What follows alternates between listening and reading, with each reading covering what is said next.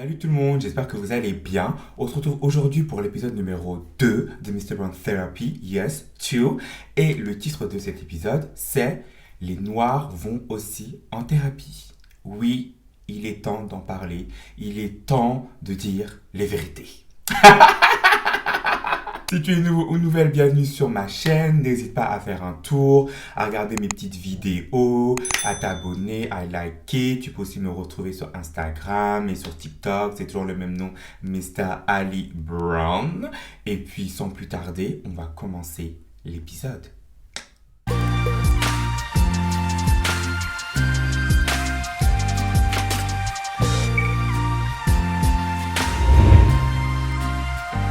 Alors moi, j'ai décidé d'aller voir un thérapeute parce que comme vous l'avez vu dans ma précédente vidéo sur grandir avec un père violent, j'avais beaucoup de traumatismes, j'avais beaucoup de blessures émotionnelles et psychologiques. Et tout ça, en fait, ça avait créé beaucoup de choses négatives, notamment le manque de confiance en soi, le manque de confiance envers les autres. J'avais du mal à avoir des relations romantiques avec les gens ou même avoir une amitié saine. J'avais vraiment du mal à comprendre le concept de l'amour. J'avais beaucoup de regrets aussi, enfin pas de regrets mais de peur parce qu'en fait je me suis dit bah là j'arrive à un point dans ma vie où je n'ai aucune affection pour le paternel, donc forcément je vais aller en enfer, je suis vraiment le diable en lui-même, alors que tout ça en fait c'était des croyances infondées, c'était des croyances qui étaient fausses, et donc j'avais besoin de faire ce travail sur moi pour comprendre tout ce qui m'est arrivé et comprendre aussi le processus de guérison émotionnelle à avoir quand on a vécu tellement de violence dans son enfance. Ensuite, ce qui m'a motivé aussi, c'est le fait que j'ai eu pas mal de relations amicales toxiques. Donc j'ai eu pas mal d'amis qui ont un peu abusé de ma confiance, de ma gentillesse, un peu comme tout le monde. Sauf que moi qui déjà étais assez blessé par rapport à ma situation familiale, le fait d'avoir en plus de ça été un peu abusé par des amis ou par des personnes,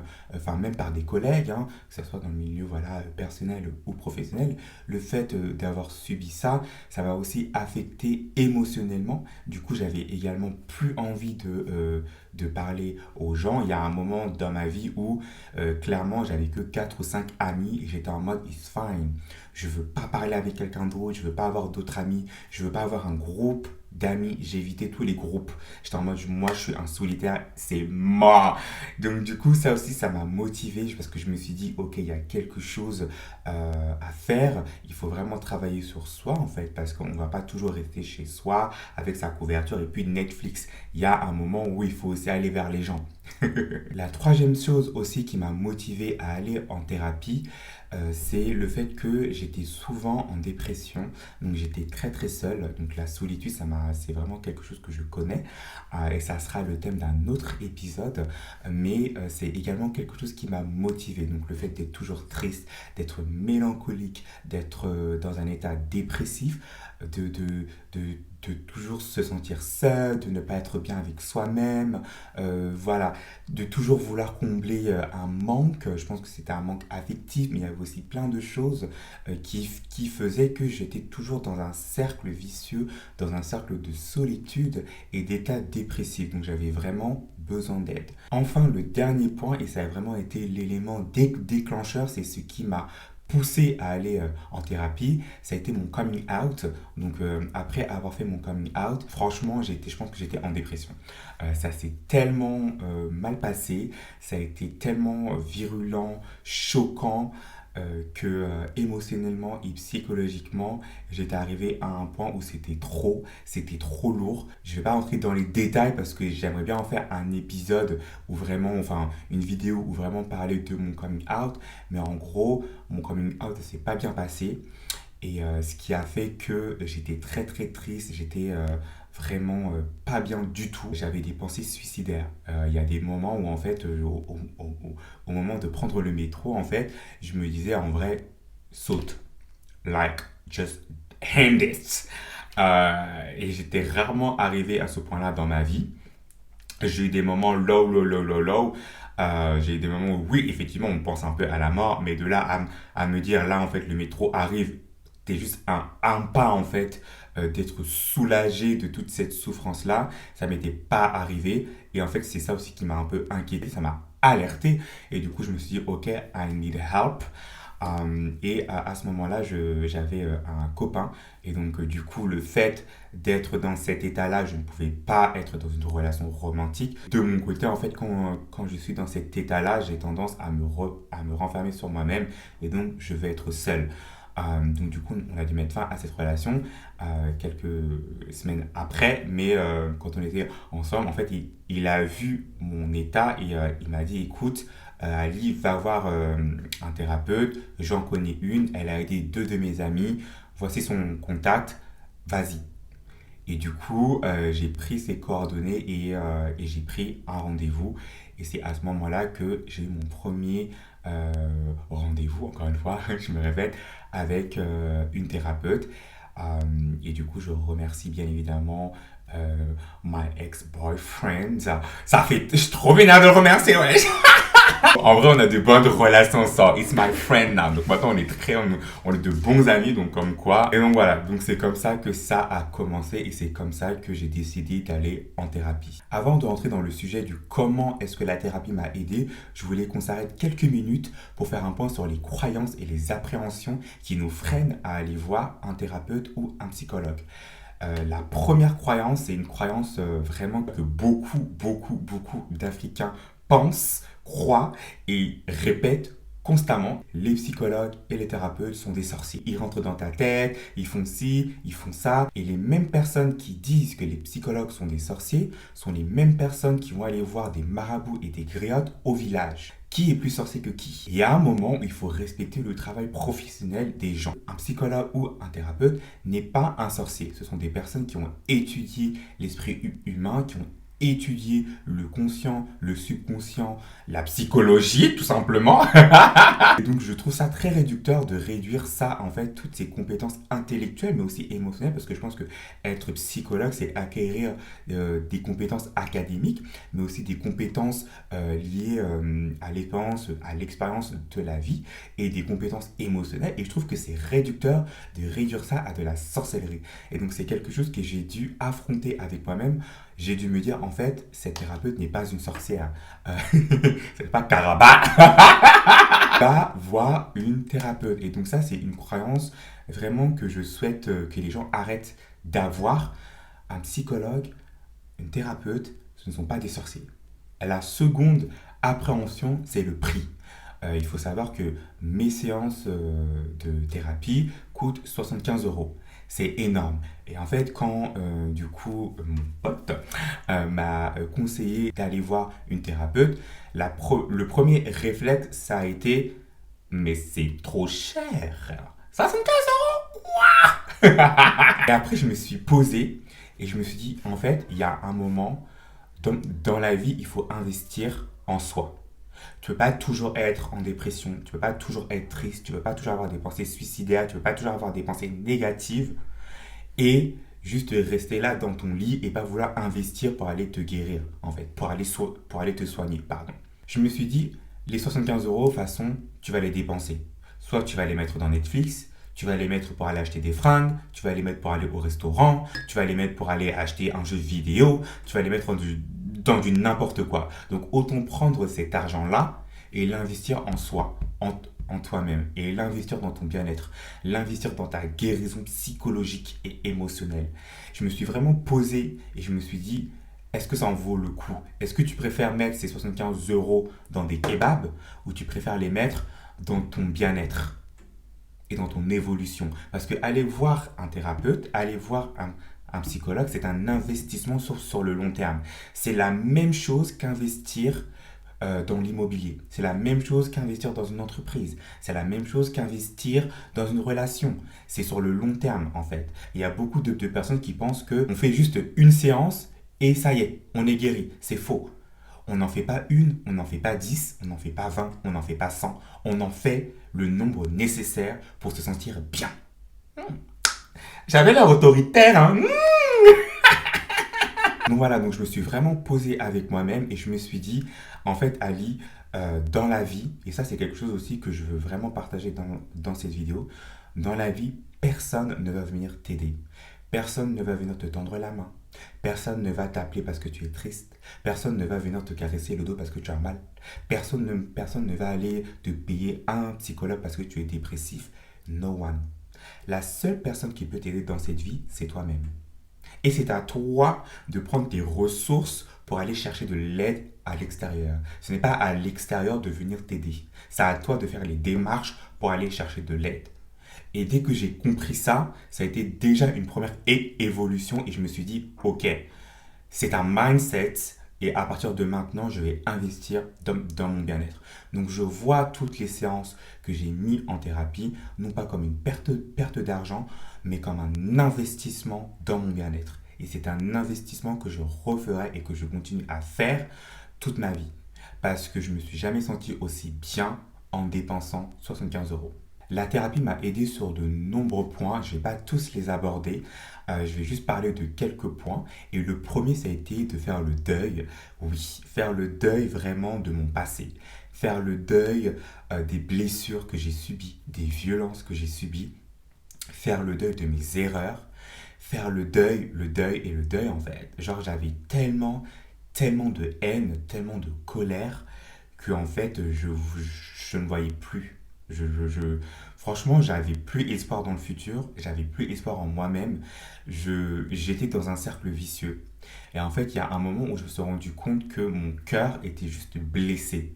Mon cœur était triste. Et il y a un moment où il fallait se dire, en fait, ça c'était toi avant.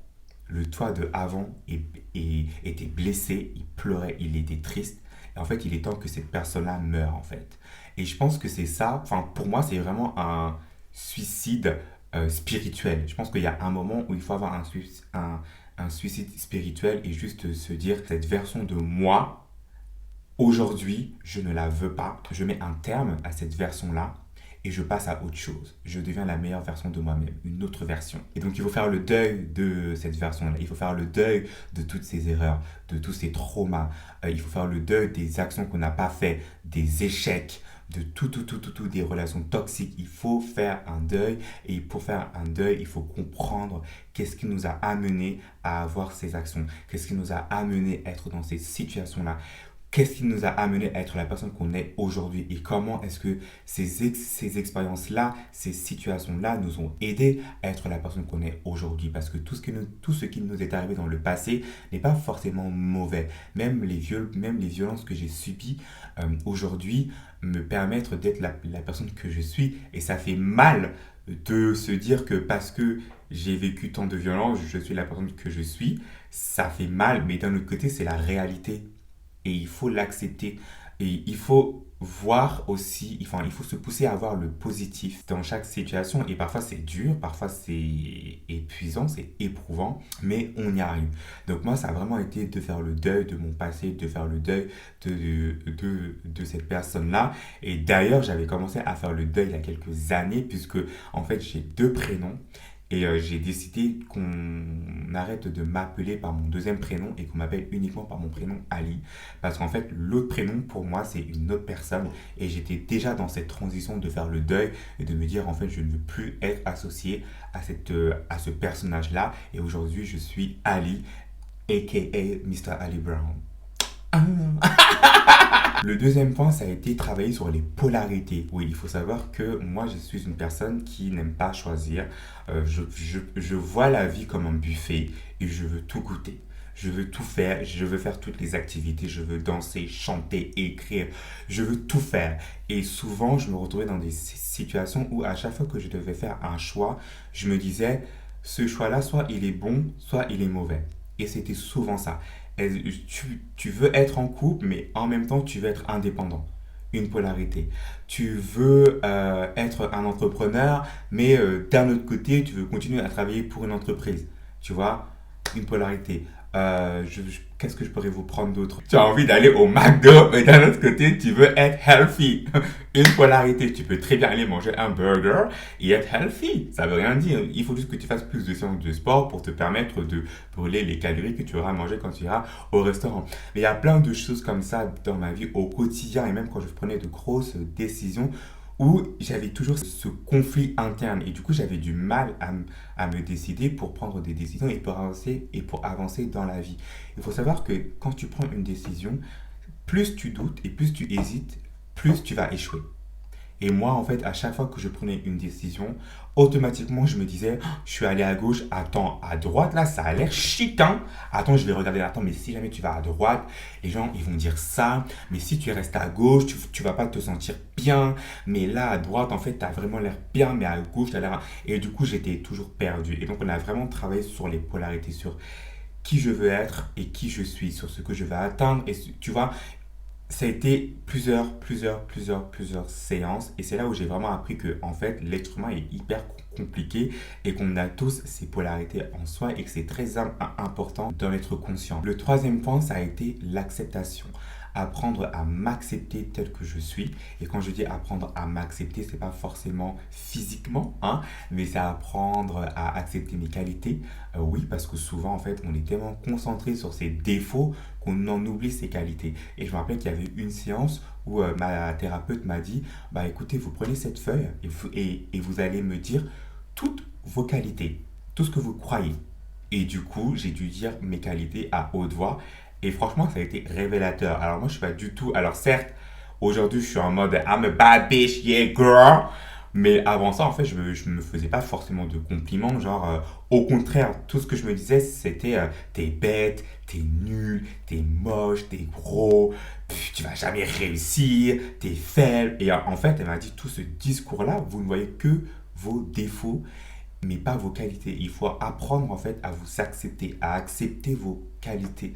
Parce que vous avez le droit, en fait, tu as le droit d'accepter tes qualités, tu as le droit de te faire des compliments. Il ne faut pas attendre des autres de te dire quelles sont tes qualités, c'est à toi de définir tes qualités et d'agir par rapport à tes qualités.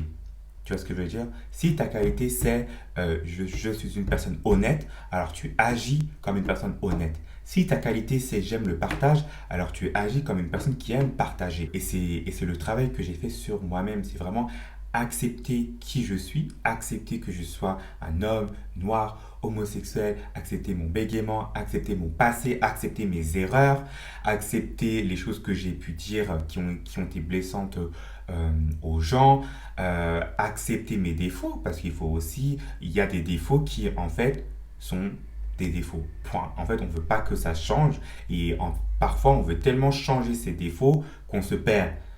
Moi, je pense qu'il y a des défauts qui sont là et ils vont rester là pour toujours. Et aujourd'hui, j'avoue qu'il y a des défauts, je sais que je ne les changerai pas. Voilà. Je ne veux pas. Au bout d'un moment, personne n'est parfait. On n'est pas sainte ni touche. Donc voilà. C'est mon défaut, c'est mon défaut. You like it, you like it. Tu n'aimes pas, tu... Virgule. Enfin, le dernier point, ça a été l'écoute. Le fait qu'une personne soit là pour m'écouter, mais surtout pour m'entendre, ça m'a énormément aidé. Il faut savoir qu'avant et même aujourd'hui, moi, je suis plutôt une personne qui aide. Je suis vraiment un helper. Tu vois ce que je veux dire? J'aide les gens, je les écoute. Moi, je suis vraiment un thérapeute et un psy pour mes amis, en fait. Sauf qu'il n'y a jamais eu ce retour-là. Et du coup, bon, après, vu que je suis assez solitaire, j'ai du mal à m'ouvrir aux gens, donc j'en suis conscient. Mais c'est vrai que dans des moments où j'étais très très triste ou dans le mal, bah, j'avais pas cette opportunité-là en fait d'en parler avec les gens. Par contre, les gens venaient parler, partager leurs soucis avec moi. Et là, en fait, ça a été vraiment une situation différente où il y avait une personne qui m'écoutait et qui était là pour m'aider, tu vois, pour me donner des directions et des conseils. Et je pense que c'est ça qui m'a énormément permis de guérir et de me sentir mieux. Le fait d'avoir une personne qui soit là pendant 1 heure et demie ou plus ou moins pour m'écouter et pour me conseiller et pour voilà, pour juste que, bah, en fait, pour me soulager, parce que j'avais quand même beaucoup de choses dans le cœur. Et il faut savoir que moi, je suis un vrai introverti, dans le sens où quand j'ai un problème, en fait, je vais pas aller appeler les gens. Je vais prendre mon journal et en fait, je vais juste écrire. Voilà, donc j'en ai énormément. J'ai commencé à faire ça depuis 2015. Donc en fait, j'écris comment je me sens, j'écris mes pensées. Quand j'ai un problème, j'écris le problème et j'écris la solution. Donc en fait, je m'auto-analyse constamment. Je lis des livres sur le développement personnel, sur la psychologie, sur le cerveau, tout. J'écoute des podcasts. Donc en fait, tout ça fait que j'avais déjà une certaine connaissance et un certain, je dirais, développement par rapport à ça. Et j'avais juste besoin de confronter en fait chaque théorie, chaque croyance, chaque pensée, chaque solution que j'avais avec un professionnel. Et c'est ça en fait qui m'a permis d'évoluer et de m'en sortir. Avant de conclure cette vidéo, je voulais vraiment aussi me concentrer sur un point et je veux que ça soit très clair dans cette vidéo. Pour moi, un bon thérapeute ou un bon psychologue n'est pas une personne qui te dit quoi faire. Si un psy te dit quoi faire, bah pour moi, c'est pas un bon psy. Moi, ma thérapeute ne m'a jamais dit quoi faire, sauf dans les moments de dépression extrême, après mon coming out, par exemple, où là, clairement, elle m'a dit Do not kill yourself. Ne vous jetez pas sur les rails. Ne faites pas ci, ne faites pas ça. Arrêtez vos comportements bizarres, là. C'est pas très sain. Là, oui. Là, c'est normal parce qu'en fait, ma vie et ma santé en dépendaient. Mais vous voyez, elle m'a jamais dit arrêtez tout pour partir ou éloigner cette personne de votre vie. Non, un thérapeute, un bon thérapeute et un bon psychologue, c'est une personne qui vous écoute et qui vous oriente. Elle vous oriente en vous posant des questions. Elle vous oriente en confrontant vos croyances, vos valeurs et vos pensées. Elle vous confronte en vous donnant l'opportunité de trouver vous-même la solution. Elle confronte vos réflexions. Et ça, en fait, il faut être prêt à le faire. Je pense qu'il y a beaucoup de personnes qui se disent je vais aller voir un psy, je vais aller voir un thérapeute et cette personne va me dire quoi faire. C'est absolument pas ça. La personne ne vous dira pas quoi faire. Elle vous donnera des conseils et elle vous orientera pour que votre vie aille mieux et pour que vous vous sentiez mieux dans votre vie. Voilà. Donc moi, vraiment, je conseille à toute personne et même à tout le monde d'aller voir un psychologue ou un thérapeute. Je pense que c'est très important. Je pense qu'on en a tous besoin. Même si tu vas hyper bien aujourd'hui, que tu te sens bien et tout, je pense que inconsciemment, on a tous des traumas, on a tous des choses qui nous ont dérangés, on a tous des habitudes on n'en est même pas conscient. Et ce sont de mauvaises habitudes qui nous freinent dans l'accomplissement de nos objectifs. Donc c'est bien d'aller quand même voir un thérapeute pour en parler, pour partager des choses et même pour vérifier si en fait on est en bonne santé psychologiquement en fait. Il y en a qui pensent qu'ils sont en bonne santé alors que c'est des narcissiques toxiques de ouf. J'espère que cet épisode vous a plu. N'hésitez pas à partager en commentaire votre ressenti. Est-ce que vous aussi vous allez voir un thérapeute ou un psychologue? Est-ce que vous avez déjà pris des séances? Comment ça se passe? Comment ça s'est passé? Pourquoi vous êtes allé en thérapie? Et puis on se retrouve prochainement pour l'épisode 3 de Mr. Brown Therapy. Allez, ciao!